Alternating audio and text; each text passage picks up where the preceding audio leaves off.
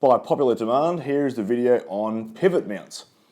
So you'll hear these referred to as pivot mounts or swing mounts. When you hear that, they are referring to the same thing. What it is a method of quick disconnecting a scope to your rifle. Now these are very popular in Europe and have been for a very, very long time. I'm not sure why, but it never really caught on in Australia and even America. You'll find them a lot in Africa as well on safari rifles, and the reason being is safari rifles generally will have iron sights or express sights and a scope, and generally speaking, most people, and it's mostly recommended if you're going against dangerous game in Africa, that you shoot with iron sights because up close it is easier and quicker to get a shot on than it is with a scope.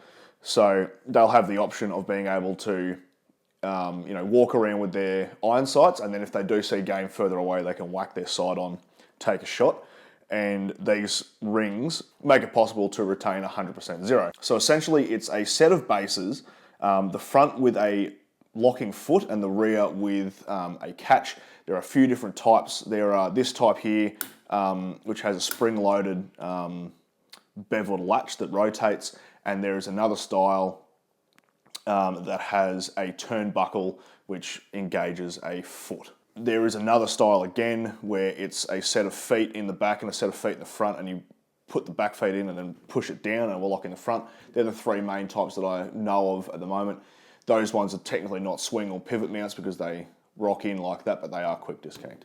So you have a set of bases and then you have your different rings. So I've got two different ring sets for this. I have this ring set here, which is 1 inch for this loop-hold, and then I have this set of 30s, obviously for 30s. Now this is an Athlon 1 to 4x24. I have another video coming out about this site, so if you want to see that, hit subscribe. When that video comes out, you can watch it.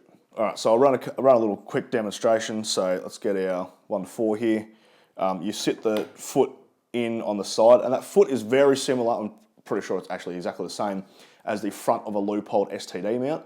Just that at the rear of an STD, it's got those stupid lock, screw, windage fucking things and not a quick disconnect. If they just change that to a QD, then it would be the exact same thing as this, but they don't, so therefore it's not a QD, so it defeats the purpose. Anyway, we now turn the scope. It comes in the back here, and it locks in. I've now got my scope on, 100% zeroed, and then what I can do is lift the lock, rotate it, take that off, and I can now stick my second scope on, just like that, and I'm good to go with that scope as well. There's a very similar system that Loophole makes, which is their QR2, I believe it's called, where it is a set of feet that you, or mounting bases you connect to your receiver, and then on the bottom of your rings, instead of having like this sort of style, have two posts. The posts sit into the holes, and then you have turnbuckles, and you'll turn them and lock them in. They say that they can guarantee a quarter minute of angle accuracy return to zero, so you'll be within a quarter MOA of your original point of aim. But the pivot mounts boast that they are better than that, and they will have 100% return to zero. So yeah, that's pretty bloody good. So I got put onto these by my mate Sloaney, who moved over to Australia from Germany. And obviously these type of mounts are very, very popular in Germany. I believe that's where they originated in the first place. Now he had a Kettner K98 in 7x64 Brennecke, and he had that for 8 years. He still owns it, but it's over in Germany. But he had that rifle for 8 years, zeroed it once, and constantly took the sight on and off. And he says that he never had to re-zero. It was always bang on every time he checked his zero at the start of every hunting season. So that says a lot about that mount. If you can do that, then that's amazing. On that rifle, he had EAW mounts. These particular mounts I have here are Rusan's, and then there are a couple of other brands that make pivot mounts as well. Now on the website, I got these off Trade Optics EU. On their website, particularly for these Rusan ones, they boast 1,000 removals holding zero. I don't know how many times Sloaney would have taken his rings off in 8 years, probably more than 1,000, I would dare say. I've taken these, well not this side because I only just got this, but this side I've taken this one on and off at least a few hundred times, and I've been able to return to zero every time on that as well. So pretty bloody good. So why pivot mounts? Why would you want to be able to quick disassemble? As I alluded to before, they're usually made for safari rifles, and or in Germany when they do driven hunts where you're going in between scoped and unscoped a lot of the time. So if you are planning on leaving your scope, more than likely permanently attached to your rifle, then obviously this is not for you. There'd be no need to have QDs, and actually know some people who have QD Picatinny rail mounts, but then don't take their sights off their rifle, or when they do, even though it says it's going to return to zero, they still re-zero anyway, just to make sure. And if you're going to have this sort of system, then why not pay the extra money and have a system that you can guarantee you'll be re-zeroed on? So one thing that I like to have this for is, I review optics. So I like to be able to change my optics out all the time and then make sure that they're going to be zeroed. So this is my normal go-to stalking scope. It's a 2-7, but then I do have another set of rings for 30s, so I can test other scopes out. So on this rifle, I've had a Vortex 4-16 Diamondback Tactical. I've now got this one on there, which is an Athlon 1-4, and I can put this on, do what I need to do, and then for some instance I don't want to use a 1-4, I want to go back to my 2-7. I can just whack that back on, and I know that this is going to be 100% good to go. Another thing you can do is they make base plates for a red dot, so you can have a scope. So let's say you have a 3-9 or a 4-16, and then you also want to be able to run a red dot because you don't have irons. They make adapter plates that are generic for red dots, so you can fit Doctor Sights, Vortex Venoms, Loophole Delta Point Pros, all that sort of stuff. They'll all fit on this one adapter plate, and it literally just turns in, locks off, and you're good to go. So they mount the front one. You also can buy ones that are bridged, that will lock in the front and the rear, and then the red dot will sit in the center. There's a multitude of different of options there. All right, so don't take this lightly when you go into thinking about, I might get some pivot mounts. They are expensive. I've found it very hard on the internet to find a set of pivot mounts in Australia. I have seen them pop up in shooting magazines, in really small ads at the very bottom of the page, but then you can't find them online anywhere anyway. So maybe these gun shops stock them and they don't put them online. I don't know. But they are very hard to find, and I don't know why, because they're fucking awesome. But if you are going to buy them from Trade Optics EU, they are very expensive.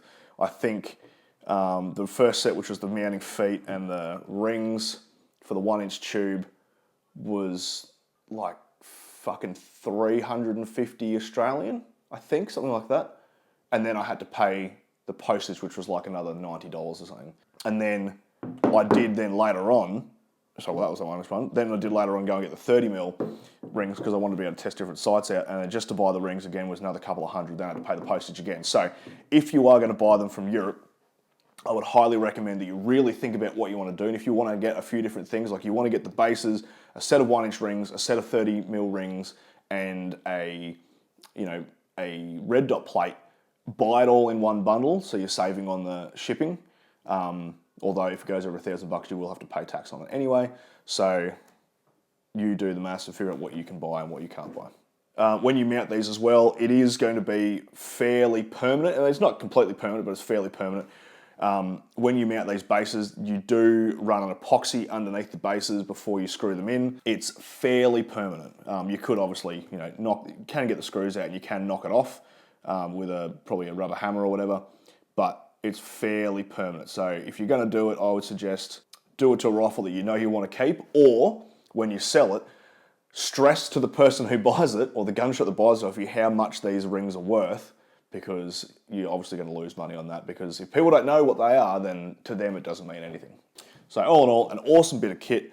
I absolutely adore this style, and to be able to take a scope off and put it back on and know that it's going to be zeroed is really quite good. You can have a really full safe where you're like, oh, I really wish I could take this scope off, and you can just whack it off, stick it in the safe, pull it out, put the scope back on. You can change scopes, you can put red dots on. If you've got irons and you really want to be able to run them and a scope and then be able to put the scope back on and retain zero, you can do that. You can now stalk into really thick bush with your irons, get to a nice vantage point, put a big 4-16 on, and then you can now cross gully shoot. So the options for this really are quite good. I know for a fact there's going to be people in the comments saying, oh, it's not that good, it's not that accurate. I want to see a video of you shooting it, and I am going to do that. I can't do that right now because we're in lockdown again. Thanks, fucking Victoria. But once the lockdown's over, what I will do is I will take this out to the range and I will shoot a group, take it off, put it on, shoot a group. I will then change the sights over to the other site, shoot a group, take it off, put it on, and shoot a group. And hopefully that then will cement in people's minds that this is in fact a very good system. So that about wraps up for this video. Hope you've really enjoyed that. Hopefully that has given you some insight into pivot mounts for those who asked for me to do a video on them. Hopefully now it picks up traction. They become more popular here because they are a good bit of kit, and why we don't have them here is fucking beyond me. If you own a gun shop and you order these in, I guarantee you, absolutely 100% guarantee you, these rings will sell well. That's the end of the video. I'll catch you next review. Hooroo.